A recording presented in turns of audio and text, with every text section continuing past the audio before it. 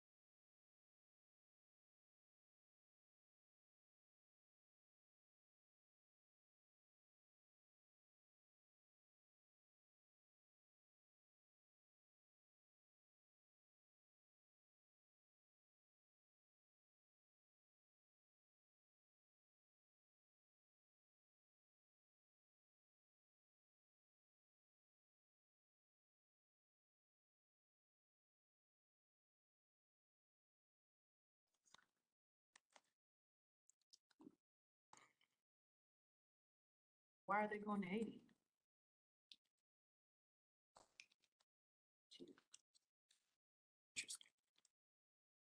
Hello.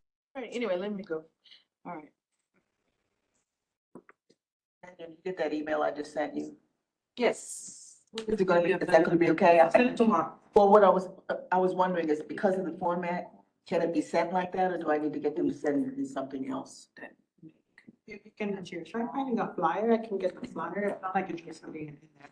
Yeah, it's interesting. Let me see if they have. Hello. Hey, Grace, Hey, Grace, we see you. how are you feeling? Oh, better, thank you. I'm on the mend. I appreciate you just being able to do this remotely anyway. Thank you. I just want to make sure you could see me. Yes. We can see a part of We you. can see some of you. We can see the top of We your can head. we can see enough. We can see enough of you to count Can your you- presence. Okay. Can you see Henry? Henry, look. Can you see Henry? Henry, look. Commissioner Best is joining. Henry's at the, here he goes. See him? Okay.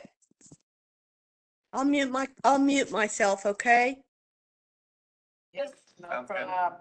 If there's a 5-person Yeah, I think committee, you need then 3. people. Okay, so once. Budget gets started. Oh, Lord, have mercy on us this week. Well, no, I have my cousin in Plano, stage 3 yeah. colon cancer, and now one of my aunts in Florida has a positive breast sample, so she has to do. I know, but you know, that's not tell my mom after Are her you mom good? Check passed. that's good? Cause you know that this is a family thing. I think she's gonna be the first one. My well, not that I'm aware of. My grandmother passed at 100 and Oh, so years she might be old with around no for a issue. while. You told me she might be around for a minute. That was crazy. It's crazy. But anyway, no, I was telling my mom, like, she was, gotta stop right now. Mama was holding it together. I didn't. There's Oh, always he's the matriarch. oh, yeah. There you go.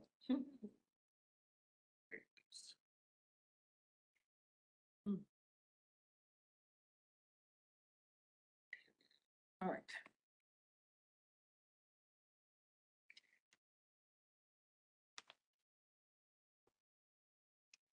Say their WebEx is updating. Gotta log.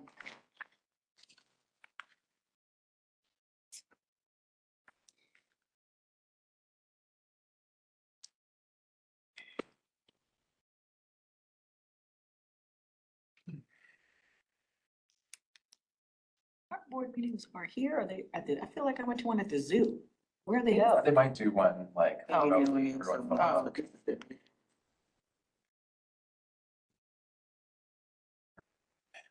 Tense meeting. Panelist password. Shoot. Calendar. Did change some for, Come on. I mean, it's in the email though, isn't it? Yeah. Yeah. Okay. Is it not, it's not like a cute No. word? It's ugly. No, it's I hate a that series of, password. A safe password, if you will.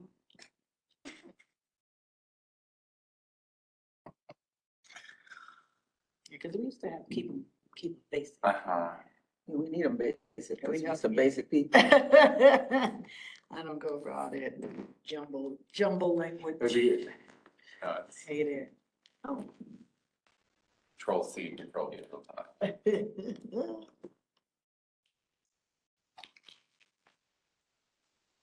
Oh, yeah, no one would ever guess that password. You don't know Do UX you- key for. Did you Teams it to me? Oh, Lord, hold on. Well, okay, let me get her.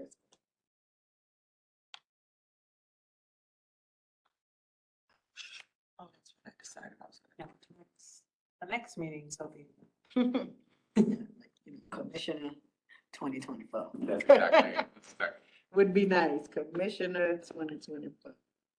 Oh my God. Or even the cultural plan or CP&E Mhm. 2024. Yeah, we'll do that for, that'll be like allocations 2020, Yeah, whatever. yeah. Stays simple. Anything's difficult. We like a difficult life. We like a difficult. Everyone. Oh, hello. Good afternoon. Okay, so going to call the Cultural Planning and Equity Committee, the Arts and Culture Advisory Commission to order at 4:36 PM. We have made a quorum with our addition of Commissioner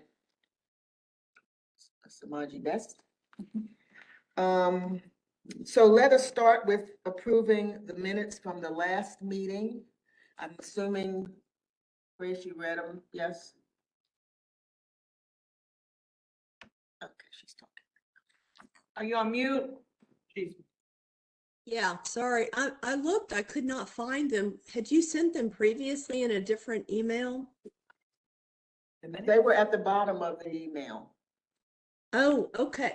I looked, I didn't see it. There were two PDFs. One was the agenda and the other was the minutes. Okay. Okay, well, that's all right. That's okay. We can continue on and have these read by everybody and approved by email after you've read them. So today we're gonna try to cover all three of these briefing topics because all of them need to be addressed and we need to have a clear understanding of where we are with them. And we're going to start with the update on the Capacity Building Initiative Program with a report from Director Philippe about where staff is on this project. Right, good afternoon. So, I have a brief update, mainly, wanted to ensure that we share with y'all that we intend, to launch the capacity building program next quarter. This quarter, given the nature of some guidance that we've received, related to other programs, existing programs under our purview, we're gonna have to be extremely careful about how we're drafting program information related guidelines to ensure that they are reflective of updates that we're gonna have to make to our existing program guidelines. And so now we're just having to go through what I call a fine tooth comb with the city attorney's office to ensure that, in light of recent circumstances, if you will, that in launching a new program, we're thoughtful about how we ensure that the folks who are going to receive these resources from the Capacity Building Initiative Program are eligible and that we're really careful about ensuring their eligibility, if you will. So our next meeting, I'm assuming, will be January here. I'm sure you don't want to meet in December. No, we always 2 months anyway. We're Okay. every 2 months. Okay. And so, correct, forgive me. And so, at that point, we'll have the funding programs team, do a full briefing presentation for you, on how we intend to roll this program out in 2025. But before that time, again, we'll be working to ensure that what we're drafting and preparing, is cleared up through the chain, and to ensure we're not missing, any particular details, given the most recent guidance we've gotten, specifically related to what's noted in our contracts for COP. There's just some language that we generally have across all of our contracts that's being updated. And so as we're planning to roll out this type of a new initiative, it's just about ensuring it's standard and in the sense the same and appropriate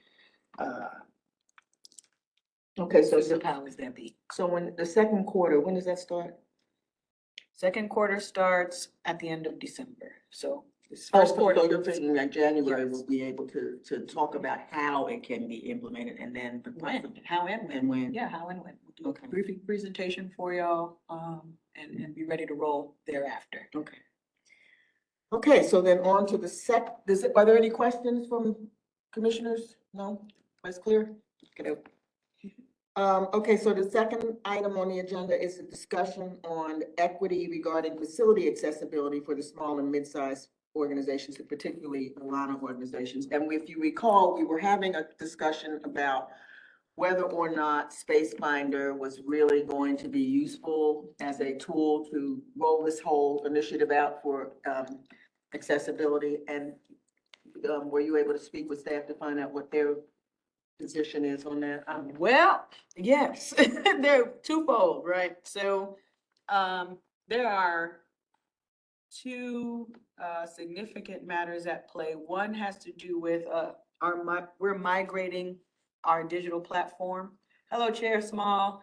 We are migrating, from the DallasCulture.org, whatever our website is. We're charged with having to roll to a .gov at some point. And this is something that, folks have been working on, since I got here in 2022.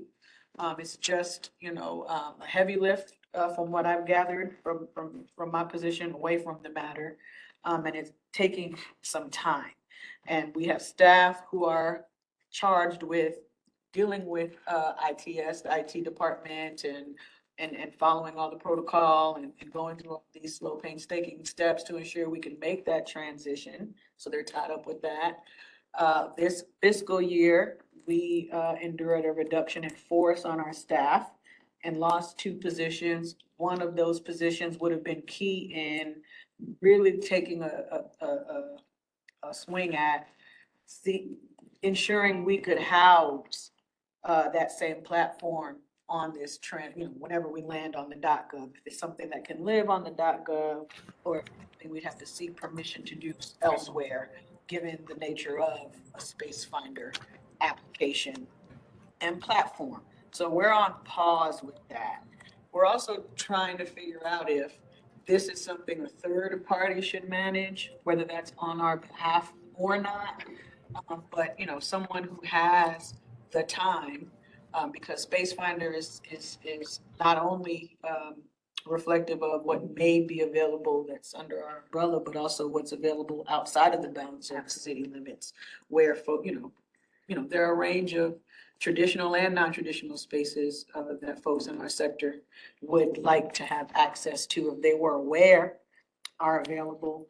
But again, it's just managed. The best example I can think of is Peerspace.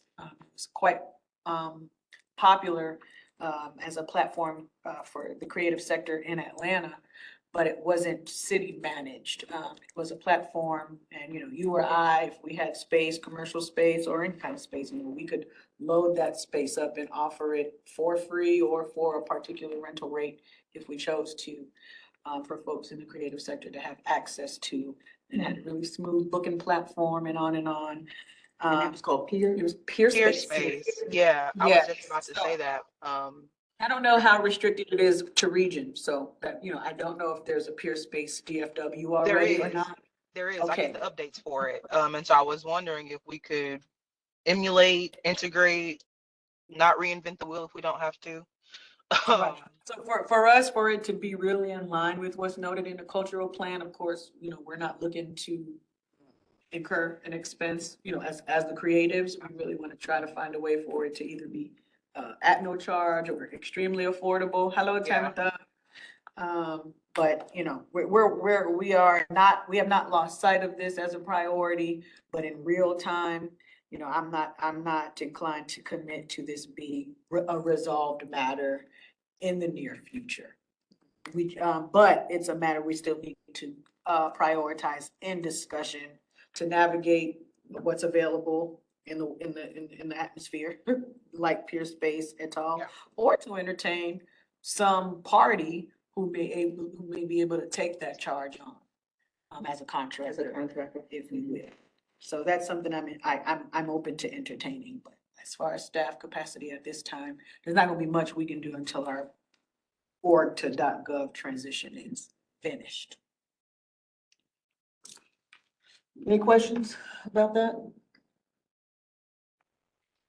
Okay, then the other topic in this discussion has to do with the idea of rent for resident companies that we're trying to support, and having us examine whether or not it makes sense for us to bring in the Alana organizations, a couple of them being resident companies in our facilities, and then charging them market rate so that we are literally giving back the money that they get in their grant, at least a big portion of it. So I feel like that is sort of a disingenuous way of having a resident company that you're trying to bring some equity into the conversation.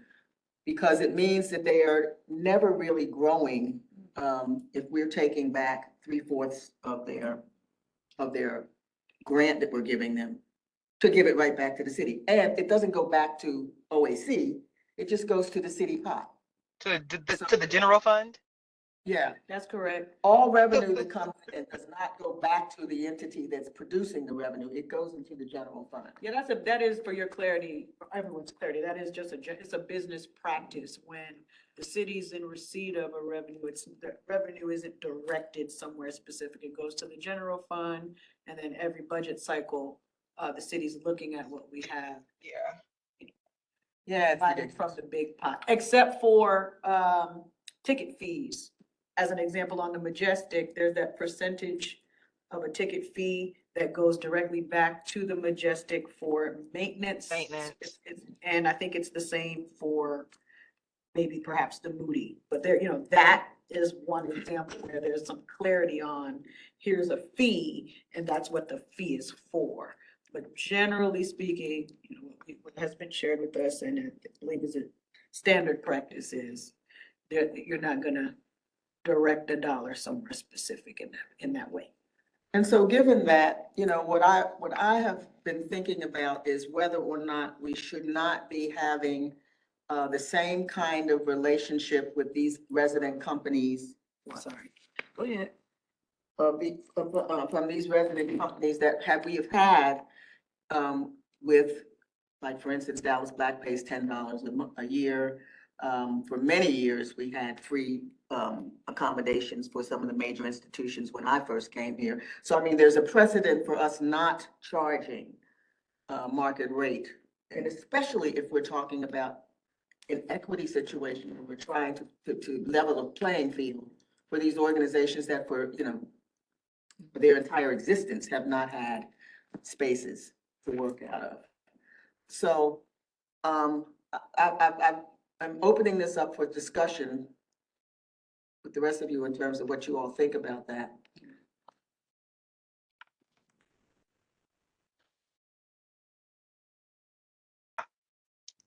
I'll go first. If there is a way in which we can relook at that agreement from a committee level, or even from an at-large committee level, because I know it's not going to happen from a policy level, like if we take this to council. And so if there is a way that we can establish some sort of precedent here, I think that would be great, like you said, from an equity lens. Rex, you have your hand up. Yes. Maybe I'm getting ahead of myself, but in our last meeting, we talked about, I think you said a few minutes ago, something about basically we charge a certain rate and then the people have to pay it no matter what their size. And then we talked about trying to prorate people's space. Is that in the mix here? Is that still something that we're considering, or am I getting ahead of myself? I'm not sure I know what you mean. I don't remember that discussion about prorating.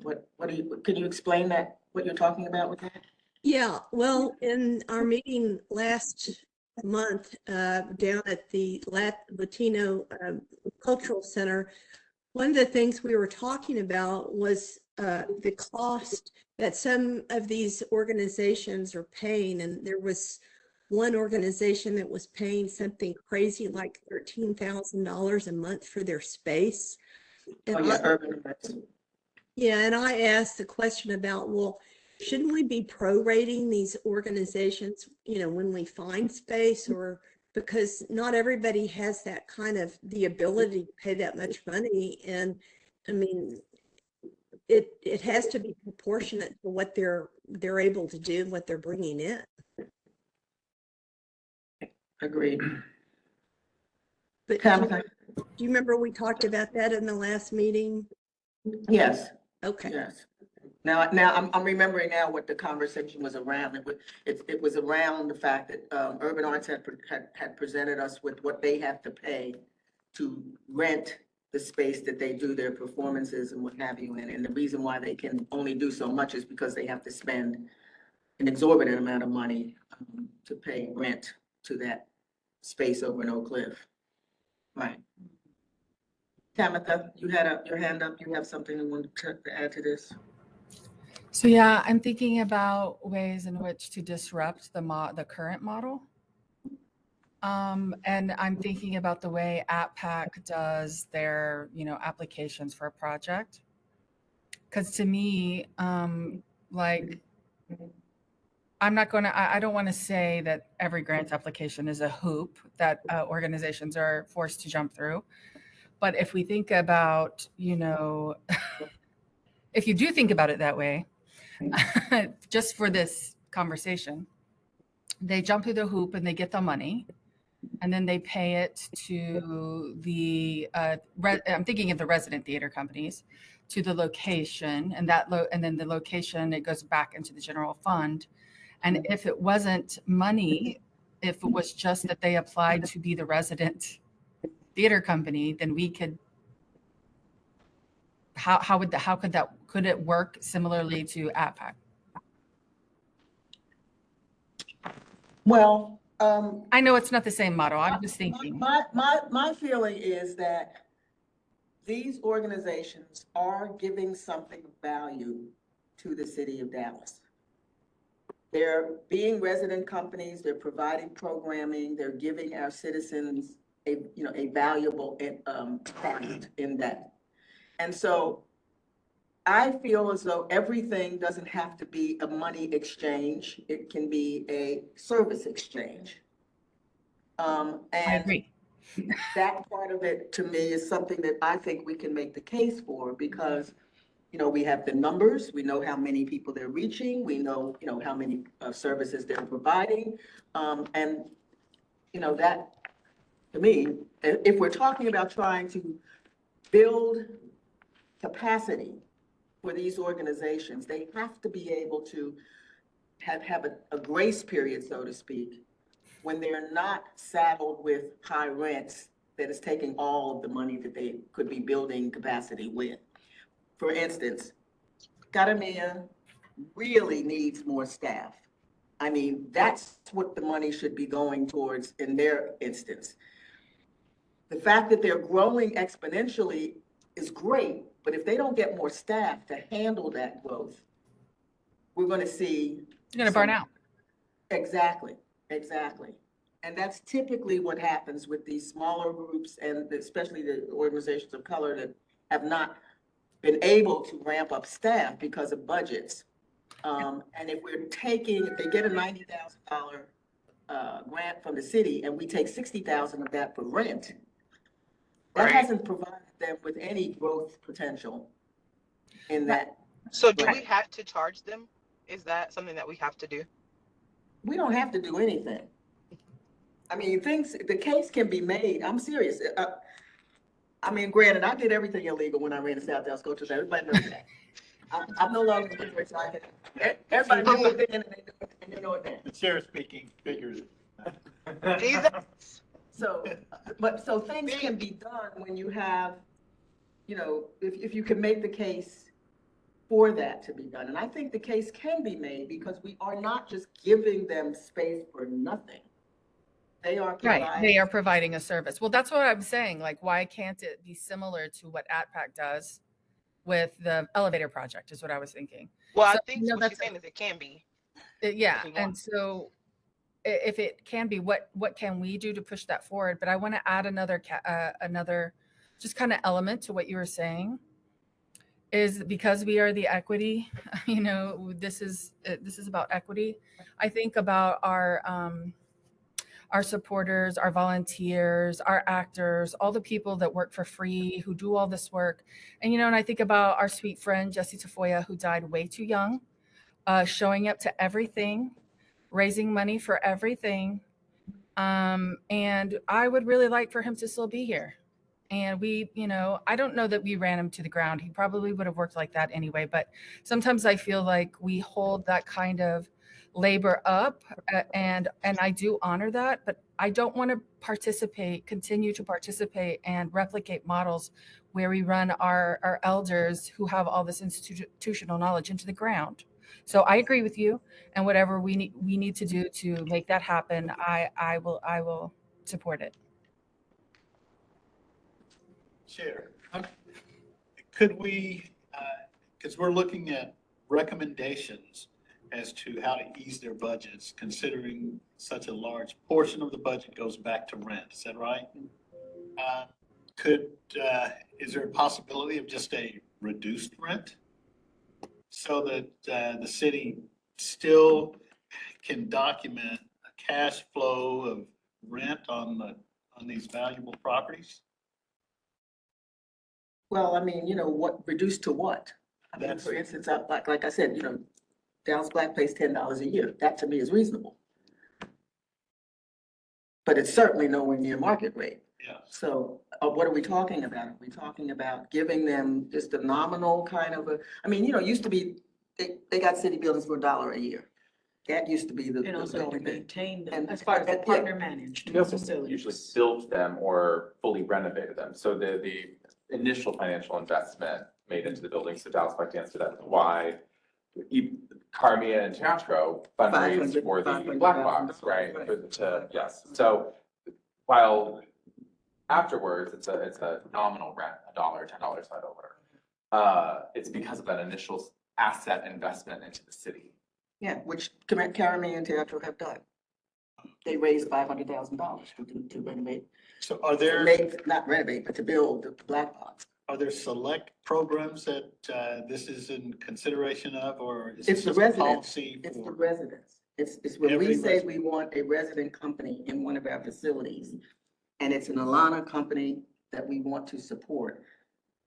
Can we not look at a new model as far as rent is concerned in order to make up for the inequitable position they've been in for a decade or more, however long they've been in existence? Does the funding consider rent? Like when they get a grant, like if they got a grant for 90,000, is part of the 90,000 in contemplation, that part of it's gonna go for rent? Or is it just all for the program? It's like COP and whatever the programs and initiatives are noted in their contract, not rent payment. Like, Yes. a play or an exhibit or a youth event or whatever. That's things just of part of that the nature. deal. They come in and they pay rent. And then, well, it's part of their agreement, their use agreement for the facility. Yes. Yes. not But it part of their doesn't contract. have to be X amount of money. It does, Right. we can say that it will only be this much money that they have to pay towards the facility. And the rest of it is theirs to use for programming, et cetera, et cetera, et cetera. We can do that. And this is because, oh, I'm sorry, I didn't raise my hand. Would you like to speak, Tim? Well, I'm saying, I just want to kind of re-say what you said earlier. It's because there's more way to bring value than just paying rent. Well, and not only that, but Is val- specifically in the case of Teatro and Caramia, they have already donated by raising the money to build the Black Box and to outfit it so that the rest of the community is using those, lights and everything that they paid for. So it's like, there's also that part of it. They're giving value to the rest of the organizations that use the LCC Black Box. So I just feel there's a big case to be made for them not having to pay $60,000. Would there be a correlation between how much they invested and how much of an abatement they received? Could be, but I would think it would make more sense to just say, this is how much we want. Regardless of what they invested, it's a nominal amount, just to say that they're paying something, but that it's not something that is going to, break the bank. Because it seems like to me, if you're really talking about trying to support these organizations in a capacity building manner, that you cannot then turn around and take most of their money back and not even send it to the LCC, but just to send it back to the city. That just seems to be antithetical.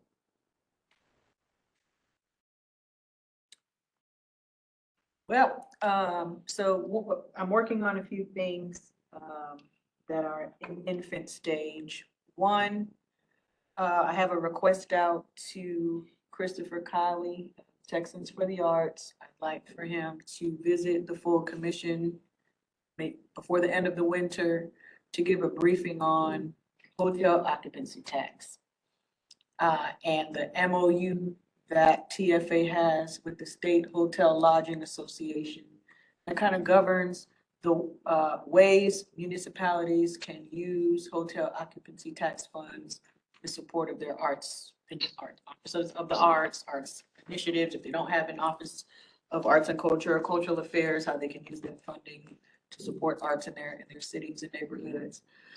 Specifically because I intend to approach the city manager's office about giving us a bit more flexibility. We are, each fiscal year, or a couple of fiscal years, incurring an increase in HOT. My position and perspective is that we should also become a bit more flexible within the bounds of what's allowed, how we're using those dollars. Because the city of Dallas is conservative, has been conservative, and if we can try some new things, I think trying some new things would be inclusive of a new approach and model to how we are funding resident groups at specific cultural centers. I very recently, sought out permission to move forward with a proposal that I'm going to make to the city manager's office and the budget's office around what it looks like for our cultural centers that are in cultural districts. Because part of what's allowable within the bounds of using your hotel occupancy tax funds is spending money on arts activations that are taking place in cultural districts. So my position is very innovative, I guess is the best word. More conservative people might find it to be a wild card, but for me, I'm just rooted in what's black and white. So LCC is in the Deep Ellum Cultural District. Why are we talking so much about this? It should be hot reimbursement. But that's a very new approach. And It makes sense to me. people are nervous to get on that, it's including my staff. We have different opinions. Staff who've been with the office for a long time and are used to spending hot funds a certain way, and here I am, new and saying something very new and different. And I agree with what the chair, Mika, shared about not leaning so heavily on especially our resident theater groups or any groups, to be frank, arts groups, that their impact shouldn't only be about the economy or how much revenue they could get back to the city. I don't think that's wise, because if we want to prioritize a lot of groups to give them that type of pressure or say that that's how they bring value, is kind of negating our approach that's noted in the cultural plan. Because if you think about folks who've been historically, if you think about people who've been historically marginalized, who's not muted? Echo. Sorry, that bothers me. Folks who've been historically marginalized, we're not necessarily able to make a very significant economic impact. That's just not the way, that's not the game. That's not how the cards fall for us. So it doesn't make sense to me that, one, in the spirit of naming a resident theater group, we'd be talking about market rates, because they're not just some old renter off the street. There's supposed to be some prestige and allowances for them because they're named a resident theater group in a special, unique way. So there's that. But I'm just, I don't want to continue to grow the pot of hot and not have a defense for why we're growing it. And in my position, defending it is just demonstrating new uses. So, I could be premature in sharing that because I don't have my permissions, but just so you know what I'm working on, that's something that's a priority for me. And that extends beyond the bounds of the resident theater groups. It's more about, again, we have the footwork, I don't know if anybody in here is working on the Oak Cliff Cultural District designation with Commissioner Halomo and Raphael and the group of folks out there that are working on it, but you do a lot of work to get it. There's a lot of time spent, years spent to get the designation. And so then you deserve to be hot eligible in regard to your arts activations that will be taking place there and on and on. We already have the precedent for COP organizations that are either funded through the general fund, or if there's a defense forum, they're funded from our hot expense bucket. So as far as I'm concerned, you know, I seek to, you know, and it can be turned down for whatever reason, that's outside of, you know, above my rank, if you will, and that's fine, but I just think it's worth our while to try. Chair, if I may. And I totally agree with everything you're saying, totally support the efforts to support the Alana organizations.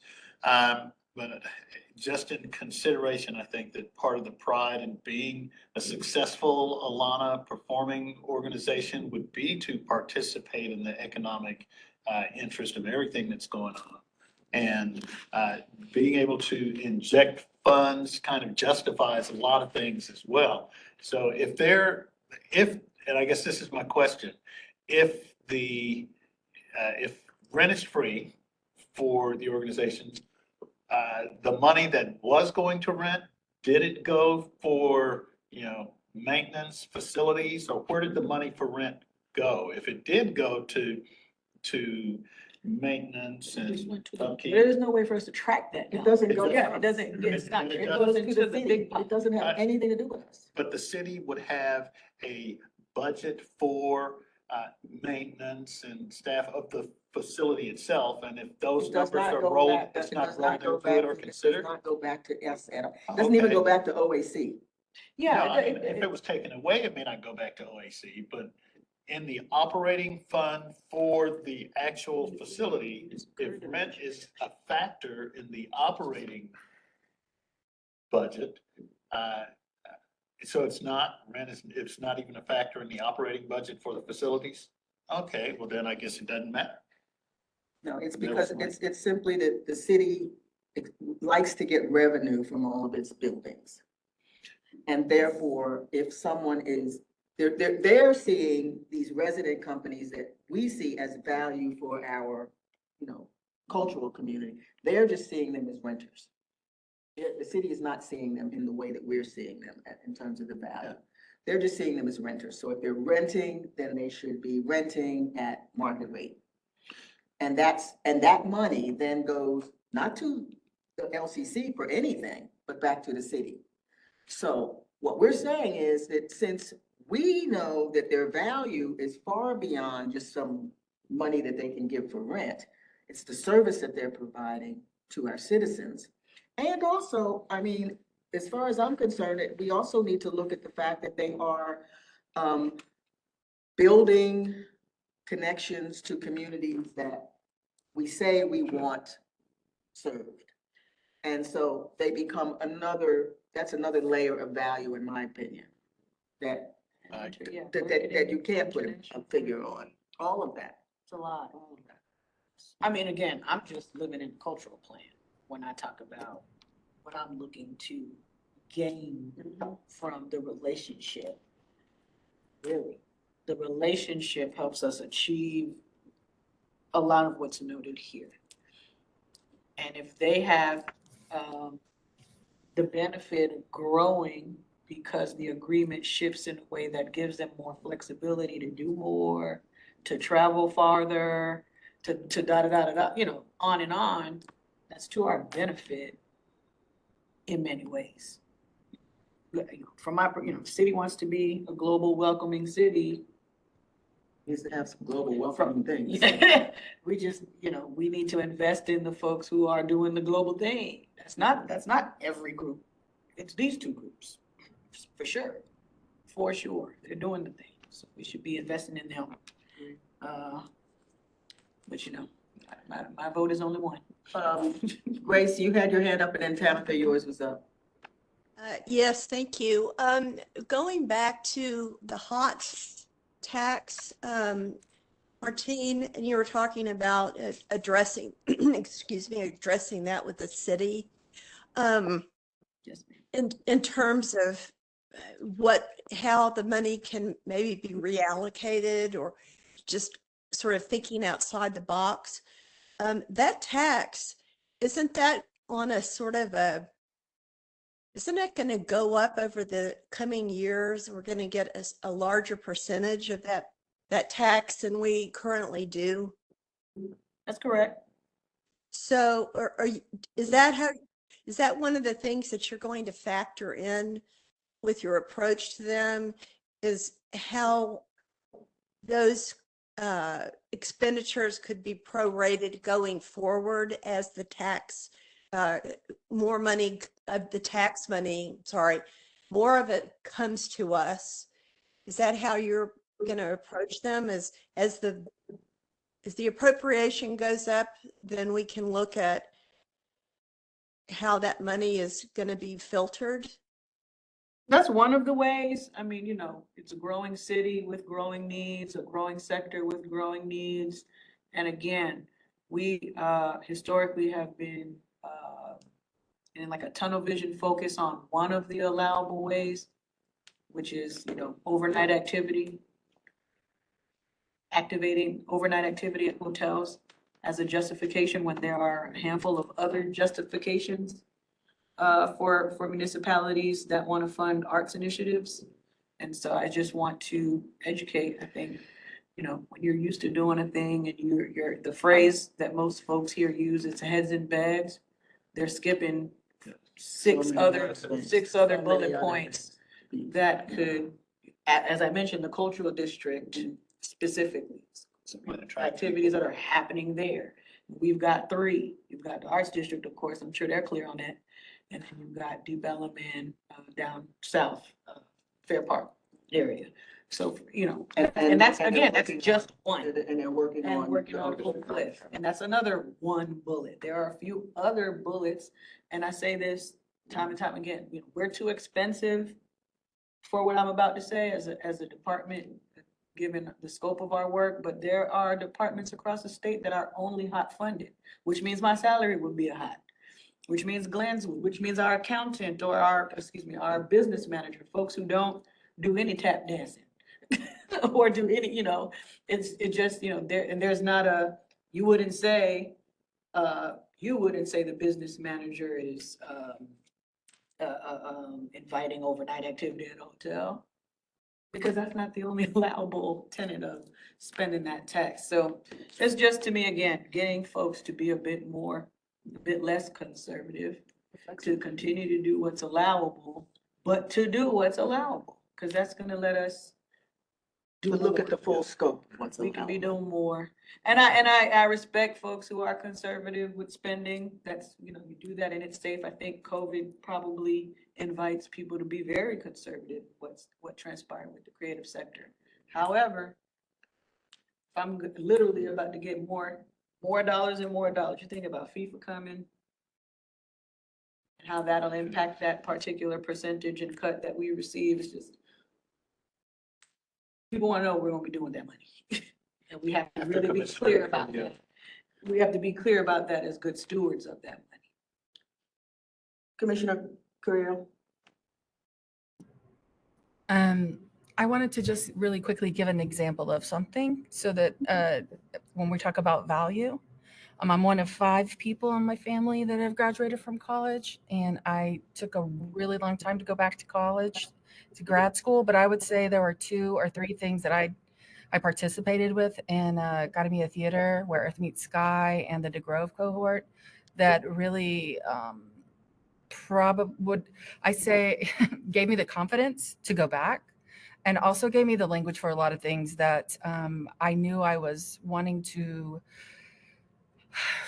when I was struggling with deconstructing and decolonizing, you know, and looking at the world through different lens, that they provided, and some other people in the community also provided that.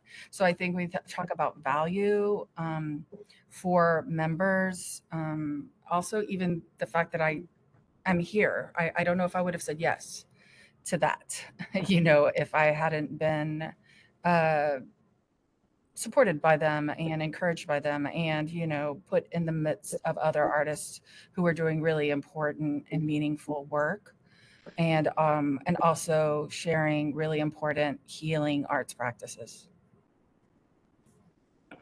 So how many resident companies are we talking about, and what's it Well, look we've like? only if got we- two, we've only got two right now. We So- are talking about the possibility of, having room for another. But right now, we're talking about the two that are on the books as being our resident companies for the LCC. And right now, they are both being faced with this issue of rent. And in the future, do we anticipate any other? Sure, I mean, we got other cultural centers, so we could Lots have. of black boxes at libraries. Right, we have facilities that we could be having residents in various Okay. places. Sorry, it's not gonna hurt. We have Sorry. we have black boxes at libraries that we like. We'd like to activate. Yeah. We're talking about, so 60,000 for Caribbean, is that about right? The rent that they- For both of them, for both, but they're both at the LCC. Oh, okay, so 60 each, Total for both. oh, okay. As an estimate. If they use all of their weeks that they are allotted. And they rarely do. They rarely have, excuse me. Just for context, it's like Not all 20. close to, but no, I think they sit around like, they get 15 or, Yeah, they sit close to max, but on average, I believe. But I don't suspect they're gonna be doing less. I think they're gonna Of be course doing not. more. So I would say that the 20 weeks that they're allotted is what we're looking at. So the policy change is basically to impact those, just the LCC? Or the Well, right, recommendation? right, what it would do is, we're doing it for them right now because they're there right now. Yes. They're real. But it would have an implication for how we approach any other Alana organization that we might want to have in residence at another cultural center or at the Black Box in the library, wherever, in a city facility. This does not apply to people who are doing things in facilities that the city does not manage. Does anybody else have anything else they want to chuck in this conversation while we're? So I think then, Director, Commissioner Glover did. what? Commissioner Glover, I think, had a Yeah. question or statement. Sorry, yeah, I just wanted to say that I managed to read the minutes from last time. So whenever that Oh. vote comes up, I can vote with a clear conscience. Oh, So Director Philippe, I think that at this juncture then, you have the support of this committee to Oh, make the thank you. case for, not having them pay a bulk of their grants to rent and to come up with some reasonable nominal amount that would be paid annually. And it might even be that it can be couched in such a way that it's for a particular amount of time. And then we can look and revisit the contract regarding rent, but giving them enough time to do that capacity building that needs to be done, and building their revenues, et cetera. So that's also, I think, a reasonable thing to suggest. Yes, ma'am. Okay. And then the last item on our discussion, of course, we all know what it's coming out of, the discussion on equity regarding labor practices and violations with the OAC city contracts. I put that on the agenda because I think that we can't do anything about the current situation, but we can have language, I think, in the contracts that clearly sets out that is being one of the things that could violate your contract. So that then when people read this, they know from day one that if they are engaged in shady labor practices, that could jeopardize their relationship with the city. And it will be in bold in one of the, areas of this, these are the things that you want to consider when you're applying for COP. And for, I guess, anything else. I guess it's not just COP, it's any city money. And Chair, I would like to take that even a step further and say that not only could it be a condition of breach in an agreement, but also some objective statement. If there's been findings of something, then it would affect the point system, so that, the point system that we have for awarding funds, that somehow we work those findings or violations into the point system and have it as a consideration. We are discussing various ways to approach that. Oh. If someone was found in violation of law, local, state, or You can just call them. federal, the conversation, I think, would then, if I may. -5 or something. No, No. not even. Just- The conversation would be- The conversation would be, do they qualify to even be accepted into a program? And then the conversation would follow, for how long? Because that I think is gonna be the, if then. Is this forever and ever? Or is it- can they Which fix it? doesn't, yeah, and so it's that, those are the discussions we're having of, like, yes, we're feeling a lot right now of what's happening. Yes. How do we come out of that, and what are the changes that we make surrounding that situation? And then what does that mean long-term as we look on what changes we're making and how we move forward from there even? And how can any changes we make be applied fairly and equitably across all applicants as well? Those are the sort of things that we take into mind as we sort of analyze and adjust what's going on. Yeah.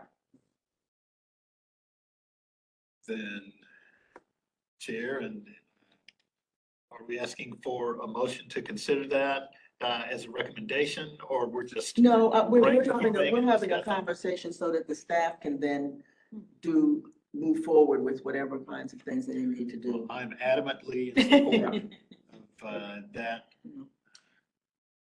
Any conversation from other, our virtual attendees? I'm also adamantly in support of that. And Assistant Director Glenn, to your point, like, what's the timeline?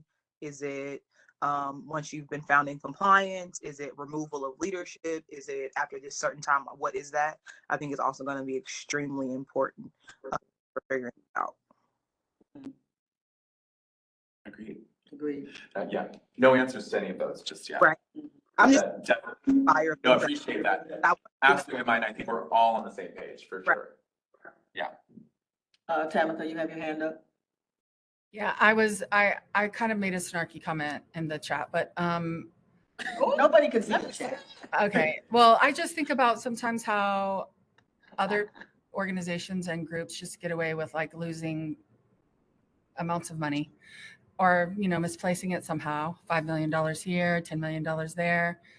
Going back to our, our resident companies are like, but also give us your $60,000. But I think I just want, because I am not super business savvy and, and I get confused easily. I mean, there will be a process for like reaching out to people who might be making a mistake, or is this really just for people who are egregiously like taking advantage? See what I'm saying? Well, it's for people who are breaking labor laws. So, but This is not about okay, so but when you management of money. This is about people who are breaking labor laws, unfair labor practices. It and doesn't have and anything to do it, with I money. guess what I'm saying is like I've done a lot of work for free, so I'm just gonna like how is it? It'll be clearly communicated so everybody will know, or is this just laws that? I'm just saying I've done a lot of work for free. I'm not saying that I'm not mad about it. I'm just wondering, when we're talking This has about, nothing to do with individuals. This has to do with an organization okay, having violated certain labor laws in the hiring and supervision of their staff. okay, That's what this is about. It's not about whether or not you choose to work for free or if somebody else chooses to work for free for an organization, that's kind of their business. But when someone is breaking laws, because there are labor laws, despite the fact that we're in a right to work state, there are federal labor laws that you cannot break. Then if they are in violation and found in violation, the city actually can't contract with them, I gotcha. don't believe, until they get it resolved. Okay, It doesn't exist now, but that's what we're working toward. No, I need clarity specifically on those answers before I can give you, I don't know myself what that process looks like, but it does seem, and what I've read, that there is a remediation period for them to address Oh. the issues that are at hand before they can give them. I mean, it's just- before they're found in compliance with labor law again. Right. And, Tabitha, just so you know, it's the same kind of language that's in there for individual artists. If you have back taxes owed to the city, you cannot get city money. got it. Mhm. So, you know, there are things that are related to the city and its legal Gotcha. responsibilities that cannot be violated.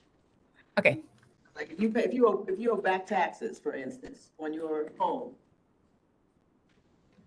you are not supposed to be eligible for any city dollars. All right. okay, thanks. Mhm. Is there any other adding to this conversation? The staff is going to be working on how this plays out from here on, Mhm. given the current situation. And will we read you in as we, Right, as things move along? okay, cool. Sure, and we want to invite you, if you're not a member of the allocations committee, to I'm gonna sit attend in. the meeting on the 7th because one of the agenda items has to do with related updates for COP contracts / guidelines. So What time is your that? 4:30, next Thursday. 4:30, next Thursday, LCC or WebEx. Okay. It just, you know, I think your points would be invited in that in related discussion after staff makes their presentation, but, you know, we've been working on this, certainly getting guidance from the city attorney's office on what the next round of documentation should include or should highlight, et cetera. So And that should. can I comment on that? And for everyone that attend, all the commissioners that attend that meeting, although we cannot vote, you Oh, I know. can comment Yeah. as though, Ah. as with any other. That I know. I thought I was gonna be able, I will have to see. It's a busy week. Yeah, it is. It's a busy week now. Okay, so those are our items that we were to discuss today, and we will have our our next meeting will be next year. Oh, my goodness. Because we are every, Technically, I mean, Usually every other month. you every would, other month. you would have been end of December, but it's the holiday break in a right, sense. so January is the first time we would have an opportunity. And so it would be at the end of January. Okay. Everybody clear about that? Yes, ma'am. Did you want to vote on that? So since we're all here, has everybody else read the minutes? Grace had a chance to read them. Tamitha and Samaji, have you read the minutes? Oh, ma'am.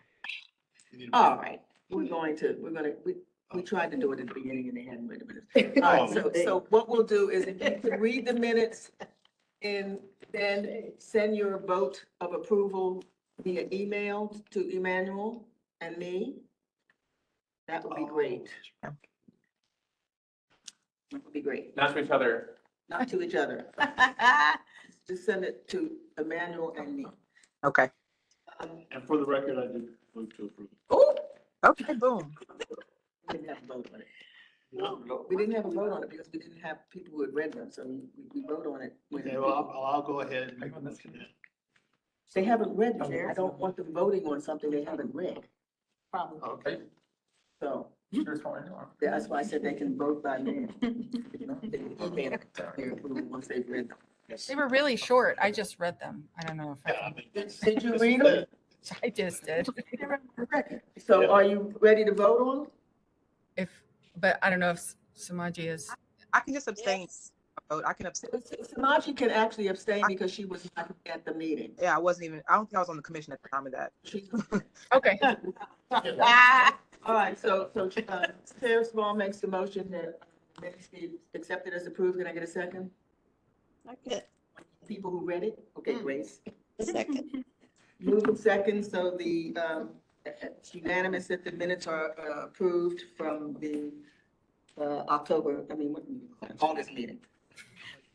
Before we adjourn, just a quick announcement. Tomorrow morning, the Bathhouse is hosting a morning news party for WFAA. Either way, we'll be open early at 3:45 a.m. What? A morning news party. There'll be artists performing and, the newscasters will be interviewing some artists who are on exhibit at the Bathhouse for the morning news. What time did you say? Well, the call time is 3:45 for morning, morning news starts at what, 5:30, 6? It's gonna be great. We're excited. Yeah, so Ashley is gonna work to catch clips so she can share with you, with the commission, but it's a big deal. It's a big deal. So I am calling this meeting of the Cultural Planning and Equity Committee meeting to adjourn at 5:32 p.m. Nice. All right. Thank you all for joining us virtually. Happy Halloween. Have a good Thank you. evening. Be safe if you trick or treating. I should